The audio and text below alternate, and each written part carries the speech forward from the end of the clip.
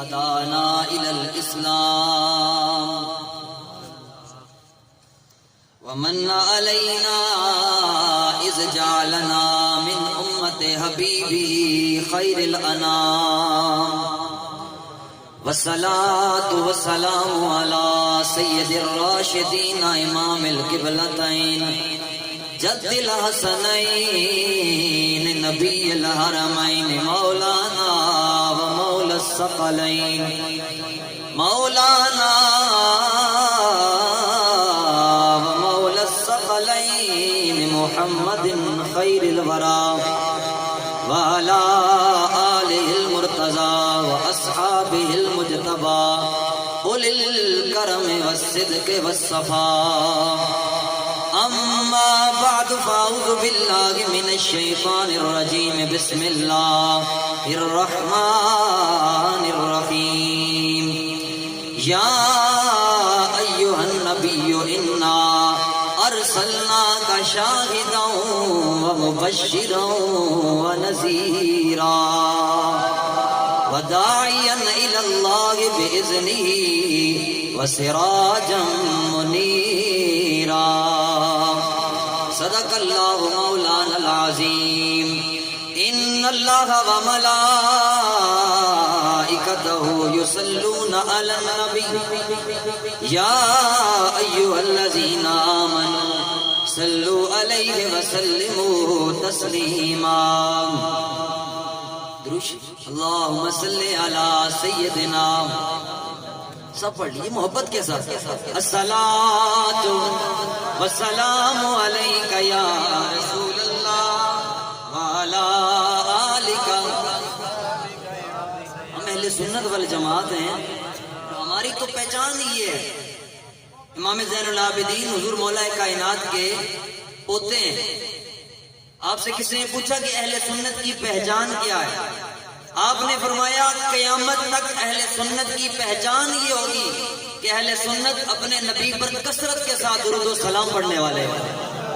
ہماری تو پہچان نہیں ہے تو پھر شرمانے کی کیا بات ہے؟ ذرا محبت کے ساتھ گونج پڑ جائے صلی اللہ علیہ یا رسول اللہ وسلم علیہ یا صلی اللہ علیہ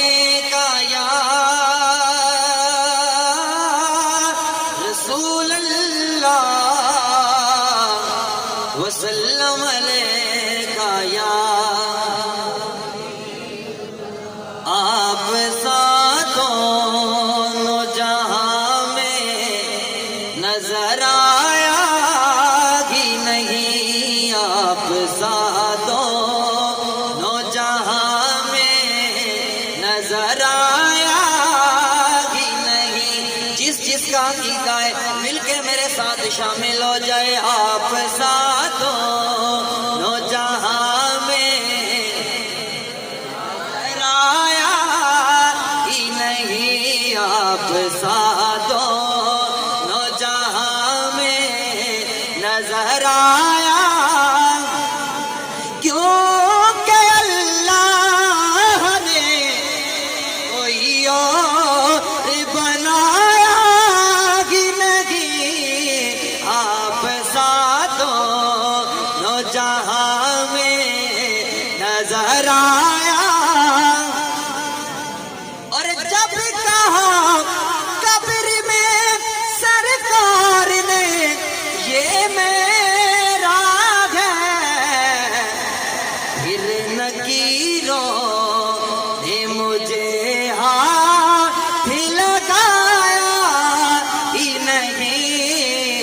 پھر نکیروں نے مجھے ہاتھ لگایا ہی نہیں. آپ ساتھ دونوں جہاں میں نظر آیا.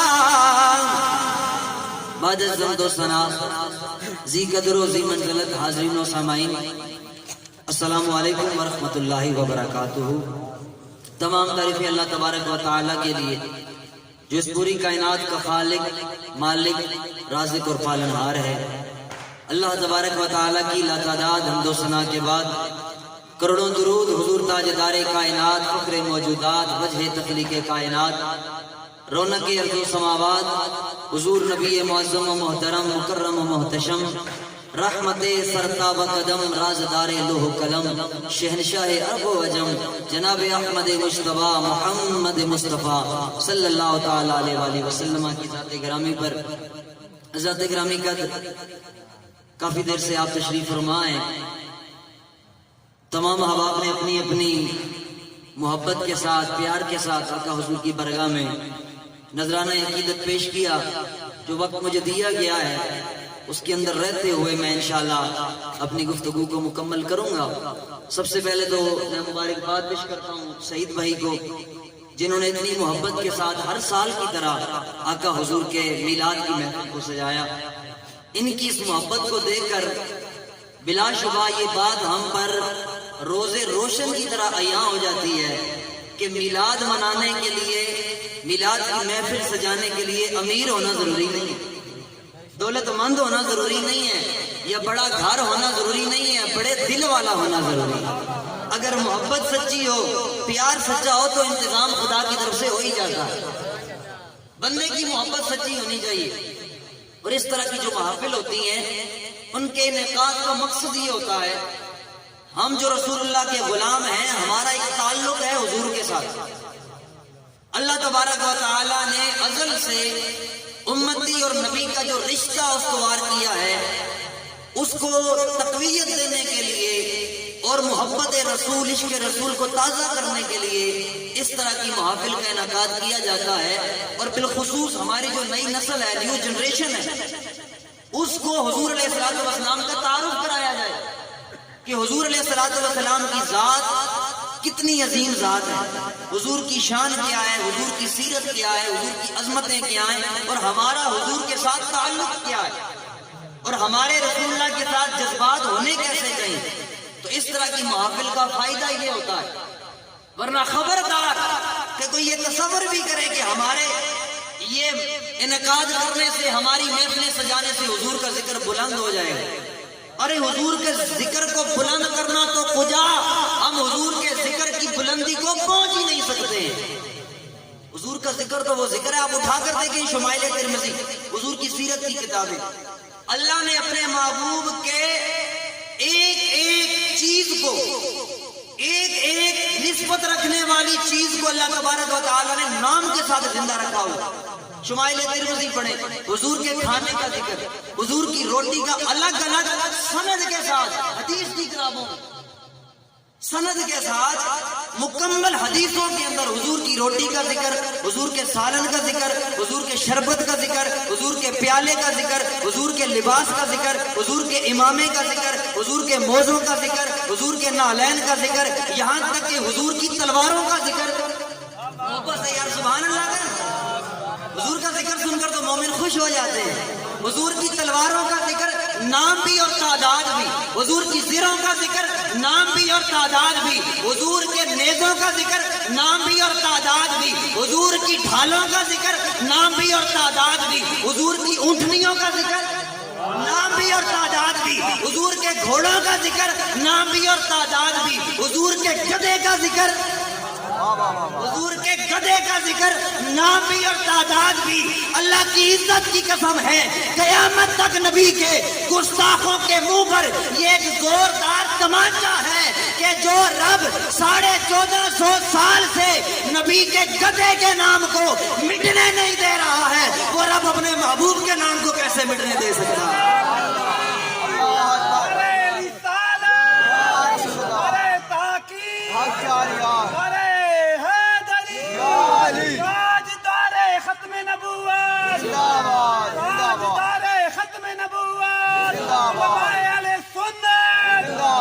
جو رب اپنے نبی کے گدھے کے نام کو زندہ رکھے ہوئے ہے، وہ رب اپنے محبوب کے نام کو کیسے مٹنے دے سکتا ہے. جو مٹانے کی کوشش کرے گا وہ مٹ جائے گا، اس کی نسلیں مٹ جائیں گی. میرے نبی کا نام کل بھی زندہ تھا، نبی کا نام آج بھی زندہ ہے، نبی کا نام صبح قیامت تک زندہ رہے گا. سید اعلیٰ حضرت نے کہا تھا نا کہ تو کھٹائے سے کسی کے نام کھٹا گئے نہ کھٹا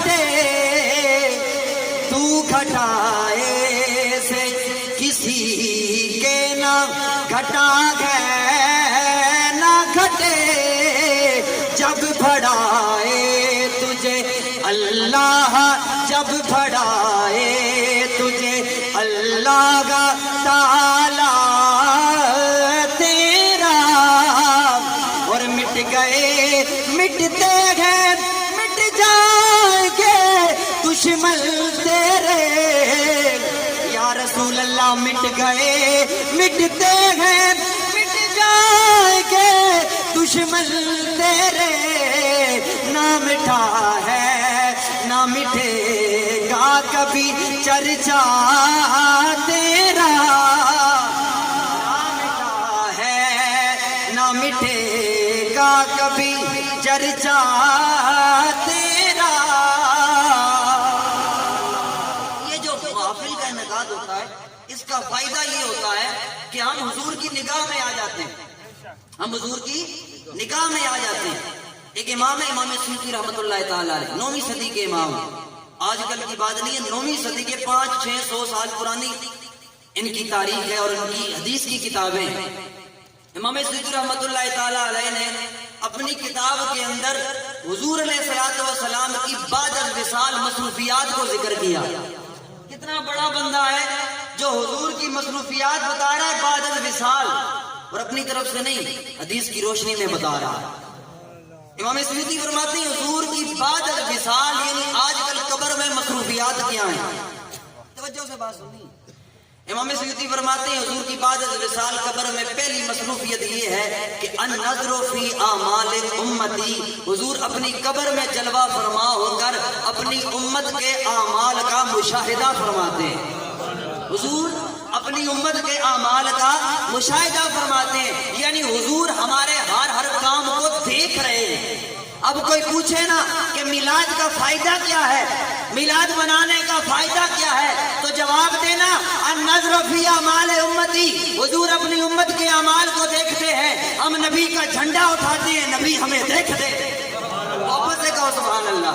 ہم نبی کا جھنڈا اٹھائیں، نبی ہمیں دیکھتا ہے۔ ہم نبی کا نعرہ لگائیں، نبی ہمیں دیکھے۔ ہم نبی کی نعت پڑھیں، نبی ہمیں دیکھے۔ ارے نبی ہمیں نعت پڑھتا ہوا دیکھ لے، نبی ہمیں جھنڈا اٹھاتے ہوئے دیکھ لے، نبی ہمیں اپنا نعرہ لگاتے ہوئے دیکھ لے، ہمیں اور چاہیے بھی کیا ہے؟ ہماری تو زندگی کا مقصد یہ ہم آئے یہاں تمہارے لیے، اٹھیں بھی وہاں تمہارے لیے۔ میری طرف توجہ رکھتے ہوئے پڑھ لیجئے، ہم آئے یہاں تمہارے لیے، اٹھیں بھی وہاں تمہارے لیے، دہن میں زبان تمہارے لیے، بدن میں ہے جان تمہارے لیے، ہم آئے یہاں تمہارے لیے، اٹھیں بھی وہاں تمہارے لیے۔ حضور اگر ہمیں اپنا جھنڈا اٹھاتے ہوئے دیکھ لیں، حضور اپنا نعرہ لگاتے ہوئے دیکھ لیں، ہمیں اور چاہیے بھی کیا؟ یہی فائدہ ہوتا ہے محفل میلاد کا۔ حضرت شاہ عبد الحق محدث دہلوی رحمۃ اللہ تعالی علیہ آپ فرماتے ہیں کہ دلوں میں حضور کی محبت، حضور کا عشق پیدا کرنے کا ایک ذریعہ یہ ہے کہ حضور کا ذکر سنا جائے اور سنایا جائے۔ حضور کا ذکر سنا جائے اور سنایا جائے تو اللہ تعالیٰ دل میں عشق مصطفیٰ کو پیدا کر دیتا ہے، اور اگر پہلے سے موجود ہو تو اللہ تعالیٰ اسے مزید بڑھا دیتا ہے۔ اب ہماری یہ جو محافل ہوتی ہیں ان کے اندر ہوتا کیا ہے، چاہے نعت خوان ہو، نقیب ہو، خطیب ہو، جو بھی یہاں آ کر بیٹھتا ہے وہ ایک ہی بات کرتا ہے۔ کوئی کہتے ہیں میرے نبی کے چہرے جیسا کسی کا چہرہ نہیں ہے، کوئی کہتا ہے نبی کی زلفوں جیسی کسی کی زلفیں نہیں ہے، کوئی لب و رخسار کی بات کرتا ہے، کوئی گفتار و کردار کی بات کرتا ہے، کوئی حسن و جمال کی بات کرتا ہے، کوئی ختم نبوت کی بات کرتا ہے، کوئی ناموس رسالت کی بات کرتا ہے۔ محفل میلاد میں حضور کا ذکر سنا بھی جاتا ہے، سنایا بھی جاتا ہے، اور بقول شاہ صاحب کے ذکر رسول، توجہ میری طرف، ذکر رسول سننے سے، سنانے سے دل کے اندر عشق مصطفیٰ آتا ہے۔ اب جو پوچھے کہ محفل میلاد سے ملتا کیا ہے تو کہہ دینا محفل میلاد سے عشق رسول مل جاتا ہے۔ محفل میلاد سے عشق رسول مل جاتا ہے. یہی مقصد ہوتا ہے کہ حضور کی نگاہ، حضور کی توجہ ہماری طرف ہو جائے. امام سیوطی فرماتے ہیں حضور کی دوسری مصروفیت قبر کے اندر، پہلی مصروفیت حضور کی ہے کہ حضور اپنی امت کے اعمال پر نظر رکھتے ہیں، اور دوسری مصروفیت حضور کی یہ ہے کہ حضور اپنی قبر میں تشریف فرما ہو کر اپنی امت کے لیے دعا فرماتے ہیں. اللہ میری امت کو بخش دے، میری امت کو بخش دے. ابھی آپ نے بات بہت دفعہ سنی ہوئی ہے کہ حضور امت کے لیے دعا کرتے ہیں، ربی حب لی امتی، ربی حب لی امتی. ہم نے کبھی اس پر توجہ نہیں دی کہ یہ دعا کر کون رہا ہے، یہ دعا کر کون رہا ہے. آپ کہتے ہیں نا مولوی صاحب دعا کر دیں، پیر صاحب دعا کر دیں، صوفی صاحب دعا کر دیں. اگر ان کی دعا کا اتنا احترام ہے تو خود سوچو ہمارے لیے کون دعا کر رہا ہے.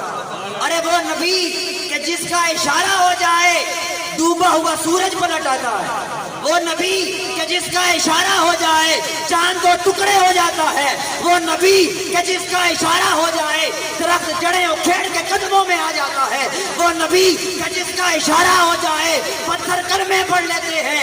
ارے وہ نبی جس کا مزاج بدلے اللہ قبلہ بدل دیتا ہے، جس کا مزاج بدلے اور جس کا مزاج بدلے اللہ قبلہ بدل دیتا ہے. وہ نبی ہمارے لیے دعا کر رہا ہے، وہ رسول ہمارے لیے دعا کر رہا ہے. ہم کہتے ہیں نا جائیں گے جی مدینہ طیبہ جائیں گے، حضور کے در پہ جائیں گے، جا کر دعائیں مانگیں گے، اور دعائیں جو حضور کے روزے پر مانگی جائیں اللہ قبول فرماتا ہے. اس میں کوئی شک نہیں ہے کہ حضور کے روزے پر جا کر دعا مانگو اللہ رد نہیں کرتا ہے.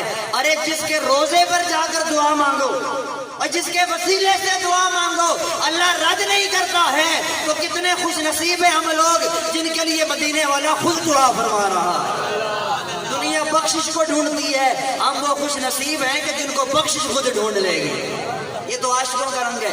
حضرت نعرہ تکبیر، نعرہ رسالت، نعرہ رسالت، نعرہ حیدری، علماء اہل سنت.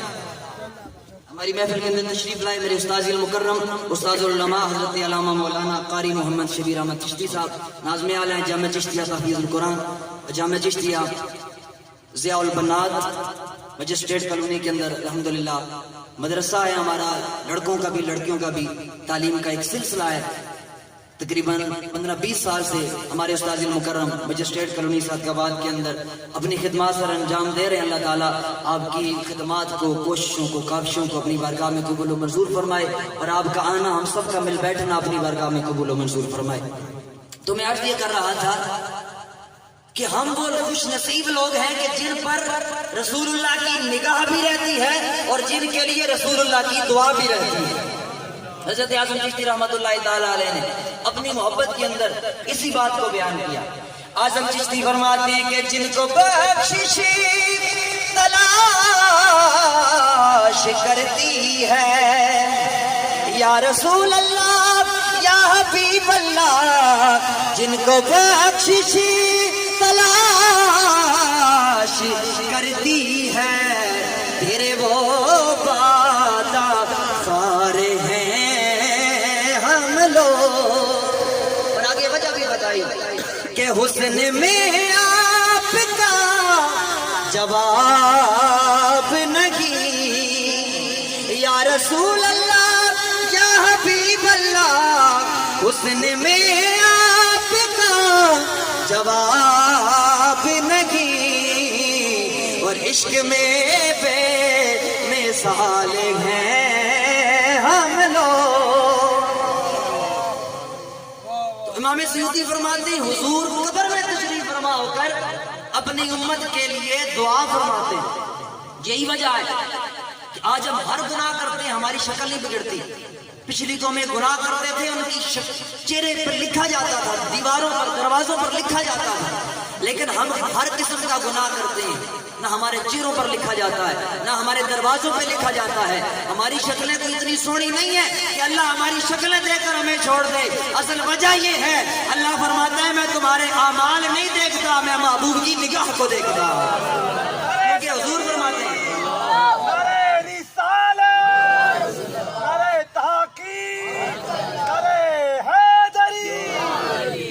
میں تمہارے اعمال نہیں دیکھتا، محبوب کی نگاہ دیکھتا. حضور نے فرمایا میں اپنے ہر امتی کو چہرے سے پہچانتا ہوں.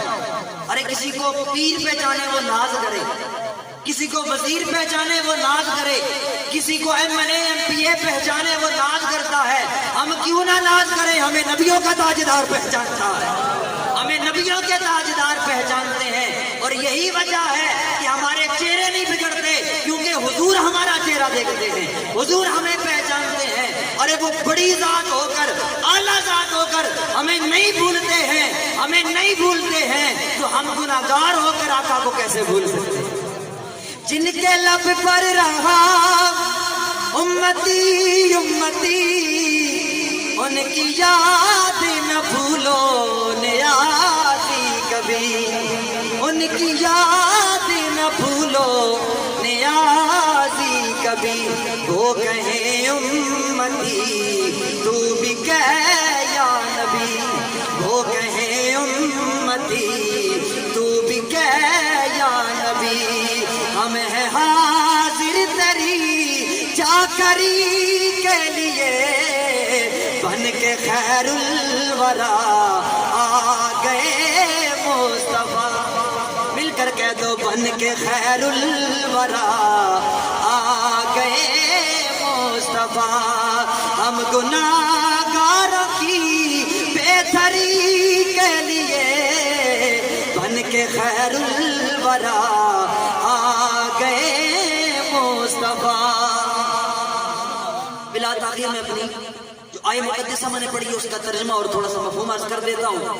اللہ تعالیٰ نے فرمایا یا ایھا النبی انا ارسلناک شاہدا، اے محبوب، اے ہماری غیب کی خبریں دینے والے میرے پیارے حبیب، انا بے شک ہم نے ارسلناک آپ کو بھیجا ہے، شاہدا شاہد بنا کر۔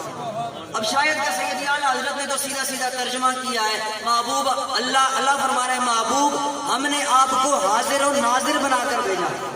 اور حضرت نعیم الدین مراد آبادی رحمۃ اللہ تعالیٰ علیہ نے امام راغب اصفہانی کی اصطلاحات کی روح میں اس پر پوری بحث کی ہے، لیکن عام طور پر اس کا ترجمہ یہ کیا جاتا ہے کہ محبوب ہم نے آپ کو گواہ بنا کر بھیجا۔ اس پر بات کر لیتے ہیں، مفسرین کرام نے اس پر بھی اپنی اپنی رائے پیش کی کہ میرے آقا گواہ ہیں، تو کیسے گواہ ہیں؟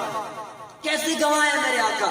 گواہ ہوتا ہی وہ ہے جو جائے وقوع پر موجود بھی ہو اور دیکھ بھی رہا ہو، یعنی حاضر بھی اور ناظر بھی ہو، موجود بھی ہو اور دیکھ بھی رہا ہو۔ آقا کیسے گواہ ہیں؟ حضرت قاضی ثناء اللہ پانی پتی مظہری رحمۃ اللہ تعالیٰ علیہ تفسیر مظہری کے اندر اس آیت کے تحت لکھتے ہیں، آپ فرماتے ہیں اللہ نے میرے نبی کو اپنی امت پر گواہ بنا کر بھیجا، اپنی امت کے اعمال پر حضور گواہ ہے، اور پھر فرماتے ہیں صرف اپنی امت پر نہیں بلکہ پچھلی امتوں پر بھی میرا نبی گواہ بن کے آیا۔ فرماتے ہیں کل حشر کا دن ہوگا، حضرت نوح علیہ السلام کو بلایا جائے گا اور پوچھا جائے گا کہ آپ نے تبلیغ دین کا کام مکمل کر دیا؟ وہ کہیں گے جی میں نے کر دیا۔ پوچھا جائے گا آپ کا گواہ کون ہے؟ وہ کہیں گے میرا گواہ یا محمد عربی ہے، یا محمد عربی میرے گواہ ہے، یا ان کی امت ہے۔ فرماتے ہیں میرے نبی صرف اس امت کے لیے نہیں بلکہ پچھلی امتوں کے لیے بھی گواہ بن کر آیا، شاہد بن کر آیا ہے۔ کیسا ہے میرے نبی گواہ؟ کیسا ہے شاہد؟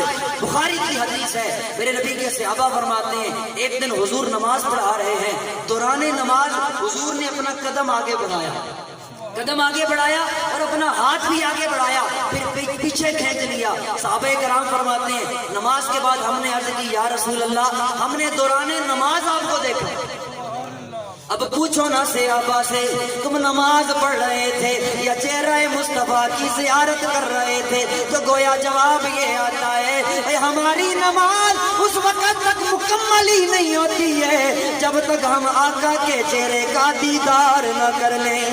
اے ہماری تو نماز اس وقت تک مکمل ہی نہیں ہوتی ہے جب تک حضور کے چہرے کی زیارت نہ کر لیں۔ بخاری کی حدیث ہے، حضور کے صحابی سے پوچھا گیا کیا رسول اللہ زور اور عصر کی نماز میں فاتحہ کے بعد قرات کرتے تھے کہ نہیں؟ کہا جی بالکل کرتے تھے۔ پوچھنے والے نے پوچھا تمہیں کیسے پتا؟ تم تو نماز پڑھ رہے ہوتے تھے۔ انہوں نے کہا ہم پڑھ تو نماز رہے ہوتے تھے لیکن ہماری نگاہیں رسول اللہ کے چہرے پر ہوتی تھی، رسول اللہ کی داڑھی ہل رہی ہوتی تھی ہمیں پتہ چل جاتا کہ رسول اللہ قرات فرما رہے ہیں۔ اللہ اکبر۔ حضور کے صحابہ فرماتے ہیں ہم نے حضور سے پوچھا یا رسول اللہ کیا حبیب اللہ، ہم نے دوران نماز آپ کو دیکھا، آپ نے اپنا قدم بھی آگے بڑھایا، اپنا ہاتھ بھی آگے بڑھایا، اس کی وجہ کیا ہے؟ میرے آقا نے فرمایا ہے میرے صحابہ میں کھڑا تو یہاں تھا،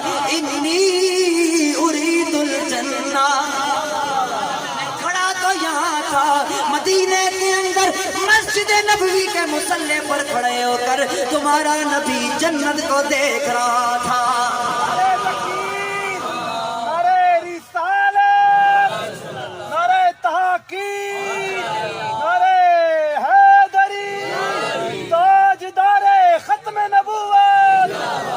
فرماتے ہیں میں کھڑا تو مدینے میں تھا لیکن میں جنت کو دیکھ رہا تھا، میں نے جنت کو دیکھا، جنت کے باغوں کو دیکھا، ایک باغ کے اندر مجھے انگوروں کا گچھا پسند آ گیا، میری یہ نیت بنی کہ میں وہ گچھا زمین پہ لے آؤں، لیکن پھر میں نے اسے اس ارادے کو ترک کر دیا، اگر وہ میں گچھا زمین پہ لے آتا، اے میرے صحابہ تم کھاتے رہتے، تمہاری زندگیاں ختم ہو جانی تھی، اس گچھے نے ختم نہیں ہونا تھا۔ اصل جو بات میں آپ کو سمجھانا چاہتا ہوں، میرا نبی شاہد بن کے آیا ہے، میرا نبی کیسا شاہد ہے، کھڑا مدینے کے اندر ہے، جنت کو نہ صرف دیکھ سکتا ہے، میرا نبی دیکھ بھی سکتا ہے، تصرف بھی کر سکتا ہے، تو جو نبی مدینے میں بیٹھ کر جنت میں تصرف کر سکتا ہے وہ گنبد خضرا میں تشریف فرما ہو کر پاکستان والے غلاموں کا درود و سلام بھی سن سکتا ہے۔ میرا نبی شاہد بن کر آیا، کیسا شاہد ہے؟ جنگ موتا کا موقع آیا، یہ جنگ لڑی جا رہی ہے شام کے اندر اور حضور تشریف فرما ہے مدینہ طیبہ کے اندر، وہاں پر جنگ ہو رہی ہے، حضور کے صحابہ جنگ لڑ رہے ہیں اور حضور علیہ الصلوۃ والسلام مدینہ طیبہ میں تشریف فرمائے۔ میرے آقا رحمت کونین صلی اللہ تعالیٰ علیہ وآلہ وسلم مدینہ طیبہ میں تشریف فرما ہو کر ساری جنگ کا نقشہ لائیو بتا رہے ہیں، یعنی جنگ کئی ہزار کلومیٹر دور لڑی جا رہی ہے، حضور مدینے میں بیٹھ کر بتا رہے ہیں میرا غلام زید شہید ہو گیا ہے، اللہ اکبر، اب جھنڈا عبید اللہ نے اٹھا لیا ہے، لو عبید اللہ بھی شہید ہو گیا ہے، اب جھنڈا جعفر نے اٹھا لیا ہے، حضور مدینے میں بیٹھ کر بتا رہے ہیں لو جعفر بھی شہید ہو گیا ہے، جھنڈا خالد بن ولید نے اٹھا لیا ہے، اب خالد نے جھنڈا زمین پر نہیں گرنے دیا، اللہ نے میرے خالد کے ہاتھ پر مسلمانوں کو فتح عطا فرمائی ہے۔ حضرت خالد بن ولید حضور کے صحابی ہیں، فرماتے ہیں ایک مرتبہ حضور نے بال کٹوائے، حضور کی جو پیشانی کے قریب بال ہوتے ہیں یہ حضور کے بال میں نے لے لیے اور لے کر میں نے اپنی ٹوپی کے اندر رکھ لیے، فرماتے ہیں وہ ٹوپی پہن کر میں جس طرف بھی نکلتا نا اللہ مجھے کہیں ہارنے نہیں دیتا تھا، ہر میدان میں اللہ مجھے فتح عطا فرماتا۔ اب حضور مدینے میں نقشہ بیان کر رہے ہیں، ادھر مسلمانوں کو فتح ہو گئی، ایک نبی کا غلام خوشخبری سنانے کے لیے حضور کے پاس آیا، آ کر کہنے لگا یا رسول اللہ یا حبیب اللہ میں آپ کو جنگ کا احوال بتانے کے لیے آیا ہوں۔ میرے آقا نے فرمایا ہے میرے صحابی پہلے تو بتائے گا یا میں ہی بتا دو، تو بتائے گا یا میں ہی بتا دوں؟ عرض کی یا رسول اللہ آپ ہی بتا دیں۔ میرے آقا نے ساری جنگ کا نقشہ بتایا، وہ سن کے کہنے لگا اے اللہ کے رسول بے شک آپ نے جو جو کچھ بھی بتایا ہے سارے کا سارا سچ بتایا ہے، اس لیے کہ میرا نبی شاہد بن کر آیا، گواہ بن کے آیا ہے۔ اللہ اکبر۔ حضور کے صحابی حضرت خبیب رضی اللہ تعالیٰ دشمن کی قید کے اندر چلے گئے، کئی ہزار کلومیٹر مدینے سے دور دشمن کی قید کے اندر چلے گئے، وہاں آپ کو تختہ دار پہ لٹکایا جانے لگا، تو دشمنوں نے کافروں نے آپ سے آخری خواہش پوچھی، اے خبیب کیا کوئی آپ کی آخری خواہش ہے؟ تو آپ نے فرمایا میری آخری خواہش یہ ہے کہ میرا منہ مدینے کی طرف کر دیا جائے۔ انہوں نے کہا مدینے کی طرف کر کے کیا کرنا ہے؟ کہا میں زندگی کی آخری گھڑیوں میں آقا پر درود و سلام پڑھنا چاہتا ہوں۔ چنانچہ جناب خبیب کا منہ جانب مدینہ کر دیا گیا. حضرت خبیب نے زندگی کی آخری گھڑیوں میں آقا پر سلام پڑھا. السلام علیکہ یا رسول اللہ. ادھر میرے آقا رحمت کونین صلی اللہ تعالیٰ علیہ وآلہ وسلم مدینہ طیبہ میں موجود ہیں. اچانک میرے آقا نے سر اٹھایا, اٹھا کر فرمایا وعلیکم السلام یا خبیب. صحابہ کرام نے عرض کی یا رسول اللہ خبیب تو ادھر نہیں ہے. میرے آقا نے فرمایا ادھر تو نہیں ہے, لیکن دشمن کی قید میں اس کو تختہ دار پہ لٹکایا جانے لگا ہے, اور اس نے زندگی کی آخری گھڑیوں میں تمہارے نبی پر درود و سلام بھیجا گیا. تمہارے نبی نے اپنے غلام کو جواب عطا فرمایا ہے. میرا نبی شاہد بن کر آیا ہے. یہ نبی کی جو اللہ نے میرے نبی کو وصف عطا فرمایا ہے, شاید یہ اس کی صرف 2-3 مثالیں میں نے آپ کے سامنے رکھی. دوسرا وصف حضور کا یہ ہے, فرمایا انا ارسلناک شاہدا و مبشرا. محبوب ہم نے آپ کو مبشر بنا کر بھیجا, یعنی خوشخبریاں دینے والا, خوشخبریاں سنانے والا بنا کر بھیجا ہے. علماء کرام فرماتے ہیں پہلا اس کا مفہوم تو یہ ہے کہ میرے آقا جنت کی خوشخبریاں سنانے والے ہیں. میرے آقا نے فرمایا ابو بکر فی الجنہ, عمر فی الجنہ, عثمان فی الجنہ, علی فی الجنہ. کتنے صحابہ کو میرے آقا نے جنت کی خوشخبریاں سنائیں. ایک مرتبہ میرے آقا بیان فرما رہے تھے کہ 70,000 لوگوں کو اللہ تعالیٰ بغیر حساب و کتاب کے جنت میں داخل فرمائے. تو ایک صحابی کھڑا ہو گیا حضرت عکاشہ, کہا یا رسول اللہ مجھے بھی ان میں شامل فرمائیے. میرے آقا نے فرمایا جہاں صحابی کیا یاد کرے گا, میں نے تجھے ان 70,000 لوگوں میں شامل کر دیا ہے. جہاں بانی عطا کر دے, بھری جنت ہبا کر دے, نبی مختار کل ہے جس کو جو چاہے عطا کر دے. کہا محبوب ہم نے آپ کو مبشر بنا کر بھیجا. کیسا مبشر ہے میرے نبی؟ حضور نے جب ہجرت فرمائی نا مکہ المکرمہ سے مدینے کی طرف, ساتھ میں حضرت ابوبکر صدیق, سب کہہ رہے ہیں رضی اللہ تعالیٰ عنہ, رضی اللہ تعالیٰ عنہ. یہ حضرت ابوبکر صدیق کی ذات کوئی عام ذات نہیں ہے. جب بھی بات صداقت کی آئے گی نام صدیق کا آئے گا.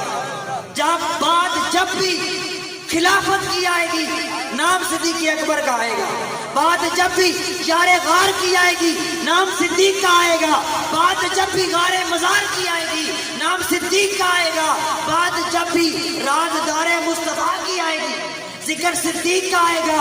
اس لیے کہ صدیق بچپن میں بھی نبی کا یار, جوانی میں بھی نبی کا یار, کل غار میں بھی مصطفیٰ کا یار تھا, اب قیامت تک مزار میں بھی مصطفیٰ کا یار. اسی لیے تو کسی نے کہا تھا کہ خلافت کے امامت کے امیر صدیق اکبر ہے. خلافت کے امامت کے امیر صدیق اکبر ہے. محمد مصطفیٰ کے جانشین صدیق, سارے کہہ دو محمد مصطفیٰ کے جانشین صدیق اکبر ہے. حضور مکہ المکرمہ سے نکلے, حضرت ابوبکر صدیق کے ساتھ ہے. کچھ وقت گزرا, لمحے گزرے, کافروں کو پتا چلا کہ حضور تو چلے گئے ہیں. انہوں نے اعلان کر دیا جو بھی حضور کو ڈھونڈ کے لائے گا, ابوبکر کو پکڑ کے لائے گا, اس کو 100 سرخ اونٹ انعام کے اندر دیے جائیں گے. اور اس وقت 100 سرخ اونٹوں کا مطلب یہ تھا کہ پراڈو, اتنی قیمت تھی اس وقت سرخ اونٹوں کی. تو بہت سارے لوگ نکلے تلاش کے اندر. انہی لوگوں میں ایک بندہ نکلا جس کا نام تھا سراقہ بن مالک. حضور کی تلاش میں نکلا, ایک مقام پر حضور کو پا لیا, تیر نکالا, جو ہی چلانے لگا نا تو اس کا گھوڑا پتھریلی زمین کے اندر پھنس گیا. 3 مرتبہ اس کے ساتھ ایسا ہوا. اب اس نے جب سچے دل سے معافی مانگی, کہا یا رسول اللہ مجھے معاف کر دیں, اس کے بعد میں آپ کے خلاف کوئی اقدام نہیں کروں گا, آپ کا راز بھی فاش نہیں کروں گا. جب اس کی نیت صاف ہوئی نا تو حضور کا دریائے رحمت جوش کے اندر آیا. حضور کا دریائے رحمت جوش کے اندر آ گیا. اب حالات کیا ہیں کہ حضور مکے کو چھوڑ کر مدینے جا رہے ہیں, غریب الوطنی ہے, مشکل وقت ہے, لیکن حضور کی شان مبشری دیکھیے, حضور کی شان مبشری دیکھیے. حضور نے اس وقت میں اس بدو کو, دیہاتی کو خوشخبری سنائی, ایک خوشخبری سنائی. حضور نے فرمایا وہ کیا وقت ہوگا سراقہ جب تیرے ان بازوؤں کے اندر کیسر و کسرا کے کنگن پڑے ہوئے ہوں گے. کیا وقت ہوگا جب تیرے ان بازوؤں کے اندر کیسر و کسرا کے کنگن پڑے ہوئے ہوں گے. اب اس وقت ایک بدو کو, ایک دیہاتی کو یہ بات کہنا ایسے تھا جیسے ابھی کسی دیہاتی کو بندہ کہہ دے کہ بھائی وہ کیا وقت ہوگا جب تو امریکہ کا صدر ہوگا, جب ٹرمپ کی کرسی تیرے پاس ہوگی. اب اس طرح غیر معقول بظاہر یہ بات تھی, لیکن چونکہ حضور کی زبان سے یہ بات نکلی تھی. وہ قول سیدی اعلیٰ حضرت, نکلی جموں سے تیرے وہ بات ہو کے رہی, نکلی جموں سے تیرے وہ بات ہو کے رہی, فقط اشارے سے سب کی نجات ہو کے رہی. چونکہ نبی کی زبان سے جملے نکلے, اللہ نے پورا فرمانا تھا. نبی کا زمانہ گزرا, حضور کا ظاہری وصال ہو گیا. حضرت ابو بکر کا زمانہ آیا, ان کا بھی ظاہری وصال ہو گیا. حضرت سیدنا فاروق اعظم کا زمانہ آ گیا.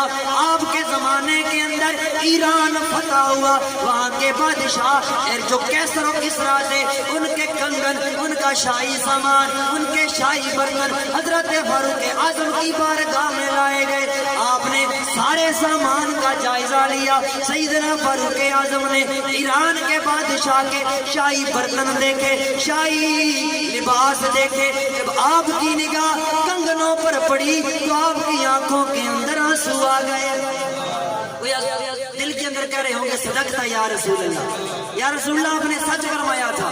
آنکھوں میں آنسو آ گئے. کہا بلاؤ سراقہ کو, بلاؤ سراقہ کو. حضرت سراقہ آ گئے. کہا سراقہ یاد ہے آج سے کئی سال پہلے میرے نبی نے تجھے ایک خوشخبری سنائی تھی. کہا جی بالکل مجھے یاد ہے. کہا تو پھر یہ کنگن پہنو اور جاؤ مدینے کی گلیوں کا چکر لگا کے آؤ تاکہ دنیا والوں کو پتہ چل جائے آج سے کئی سال پہلے جو میرے نبی نے کچھ خبری سنائی تھی, آج نبی کے غلام عمر نے اس کو پورا کر دیا ہے.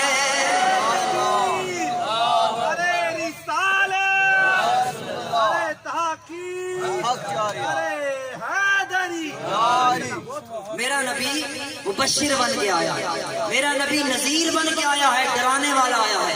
نبی نے آ کر ہمیں بتایا جہنم بھی حق ہے, قبر کا عذاب بھی برحق ہے, اللہ کی رحمت بھی برحق ہے, خدا کا عذاب بھی برحق ہے. تو نبی خوشخبریاں سنانے والا بھی ہے, نبی ڈرانے والا بھی ہے. چوتھا وصف حضور کا ہے وداعیا الی اللہ, اللہ کا محبوب, اللہ کی طرف دعوت دینے والا, سب سے اچھی دعوت دینے والا ہے. بڑے بڑے مبلغ ہیں دنیا کے اندر, لیکن رسول اللہ سے بڑھ کر کوئی اچھا مبلغ نہیں ہو سکتا. رسول اللہ سے اچھی تبلیغ کرنے والا کوئی نہیں ہو سکتا. ایک بندہ آیا جب حضور علیہ الصلوۃ والسلام مدینہ طیبہ میں آ گئے ہجرت کے بعد, مکہ سے ایک بندہ آیا تجارت کے سلسلے میں. اب رات کا وقت ہو گیا, اس نے مدینے میں رہنا تھا. سوچا کس منہ سے مدینے جاؤں گا, ہم نے حضور کو مکے کے اندر اتنا ستایا ہے, حضور کو تکلیفیں دی ہیں, کس منہ سے میں مدینے جاؤں گا. لیکن رات ہو گئی, مجبوراً اسے مدینے آنا پڑا. حضور کے پاس آ گیا, اگر کہنے لگا یا رسول اللہ میں آپ کا مہمان ہوں. حضور نے رات کے وقت اسے دودھ پیش کیا, اچھا بستر پیش کیا. اب جب صبح ہوئی حضور نے پھر اسے دودھ پیش کیا. اس نے کہا شاید آپ نے مجھے پہچانا نہیں ہے. میرے آقا نے فرمایا پہچانا تو میں نے تجھے بڑے اچھی طرح ہوگا. کہا پھر اتنی اچھے اخلاق کی وجہ کیا ہے, اتنی اچھے برتاؤ کی وجہ کیا ہے. میرے آقا نے فرمایا جب میں مکے کے اندر تھا تم نے جو کچھ کیا وہ تمہارا کردار تھا, آج جو کچھ دیکھ رہے ہو یہ محمد عربی کا کردار ہے. محمد ہمارے بڑی شان والے, محمد ہمارے محبت کے ساتھ صدائے محمد ہمارے بڑی شان والے, محمد ہمارے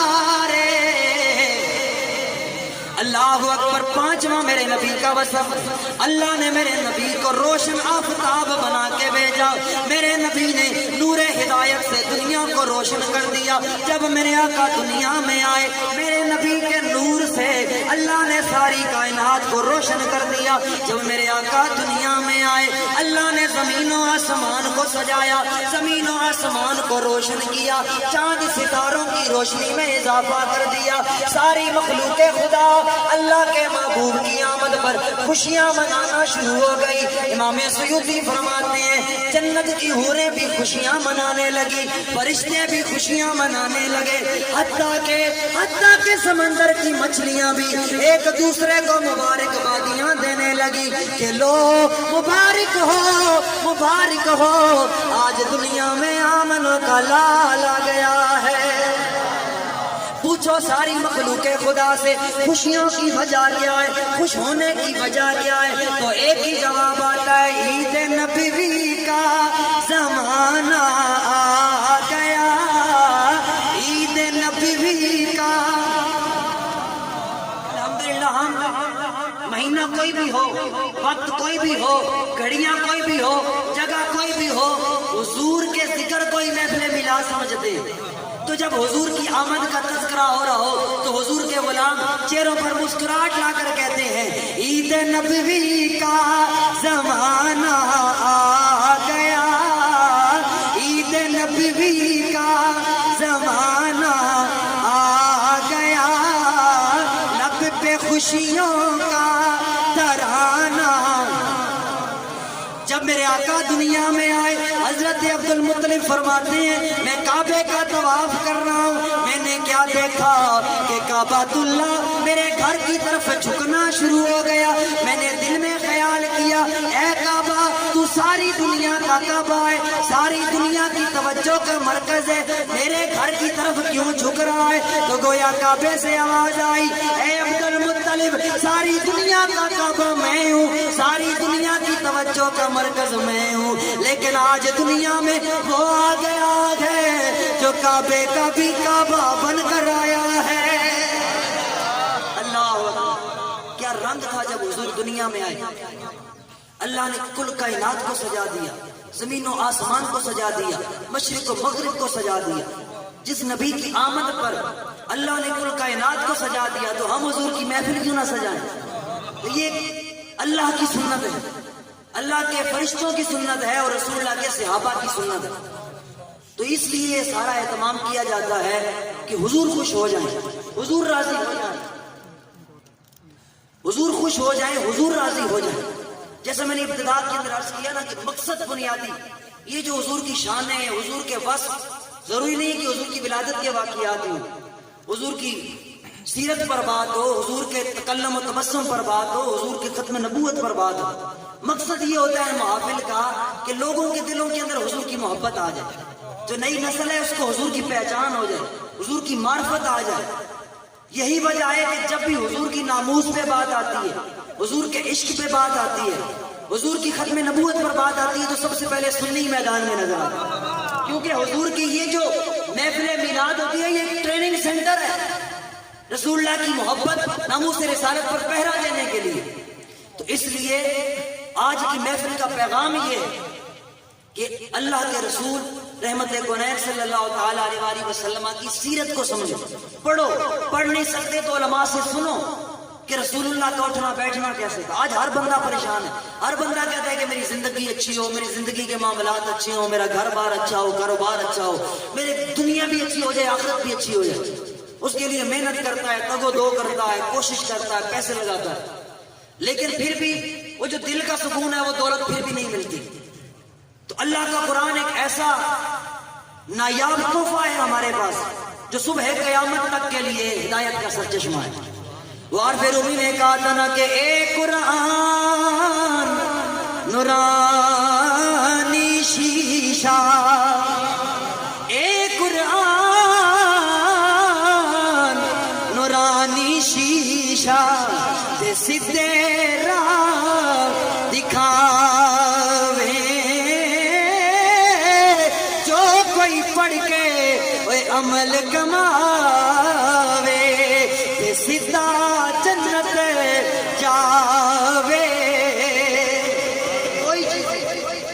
یا تو اللہ کا قرآن یا رسول اللہ کا فرمان، یا تو اللہ کا قرآن یا رسول اللہ کا فرمان، رسول اللہ کی میٹھی میٹھی باتیں۔ عرب رومی نے کہا تھا نا کہ ککھ سواد نہ مشری اندر تے کھنڈا بھی چکھ ڈٹھیاں، پر انہاں ساریاں وہ چیزاں نالوں وہ گلاں سجن دیاں مٹھیاں، تے کچا رنگ وہ للاری والا، کچا رنگ للاری والا۔ یہ دنیا کی محبتیں، دنیا کے تعلق ختم ہو جاتے ہیں، لیکن رسول اللہ کی محبت کی قیمت کیا ہے؟ کچا رنگ للاریاں والا تے چڑھدا لہندا رہندا، پر عشق تیرے دا اے رنگ محمد وہ چڑھیا کدی نہ لیندا۔ تو کہا یا تو قرآن کے ساتھ جڑ دو، اللہ بذکر اللہ تطمئن القلوب، قرآن کے اندر اللہ کے ذکر کے اندر اللہ نے دلوں کا سکون رکھا۔ یا دوسرا لقد کان لکم فی رسول اللہ اسوۃ حسنہ، میرے رسول کی سیرت پر عمل کرو، رسول اللہ کی تعلیمات پہ عمل کرو، تمہاری یہ زندگی بھی سنور جائے گی، تمہاری آخرت بھی سنور جائے گی۔ آخر میں مجھے حکم دیا گیا نعت کے دو اشعار میں گفتگو مکمل کرتا ہوں۔ تو شاہ خوبا تو جانے جانا، تو شاہ خوبا تو جانے جانا، ہے چہرہ ام الکتاب تیرا نہ بن سکی ہے، نہ بن سکے گا، نہ بن سکی ہے، نہ بن سکے گا، مثال تیری جواب تیرا نہ بن سکی ہے، نہ بن سکے گا، مثال تیری۔ مل لیندی نہ یوسف نو خود آپ تے وک جاندی، مل لیندی نہ یوسف نو خود آپ تے وک جاندی، اکھیاں دے وسک لیندی ٹھنڈ سینے چ پا لیندی، تک لیندی زلیخا جے تصویر محمد دی، کہندی نہ بن سکی ہے، نہ بن سکے گا، مثال تیری جواب تیرا۔ آخر میں ایک بار پھر مبارکباد پیش کرتا ہوں محترم راجہ محمد سعید صاحب کو، جنہوں نے اتنی محبت کے ساتھ آقا حضور کے ذکر کی محفل کو سجایا۔ اللہ تعالیٰ ان کی محنت کو، کوشش کو، کاوش کو اپنی برگاہ میں قبول و منظور فرمائے۔ میرے ان ٹوٹے پھوٹے الفاظ کو اللہ تعالیٰ اپنی برگاہ میں شرف مقبولیت عطا فرمائے۔ ہم سب کا آنا، مل بیٹھنا، سننا سنانا اپنی برگاہ میں قبول و منظور فرمائے۔ اما توفیقی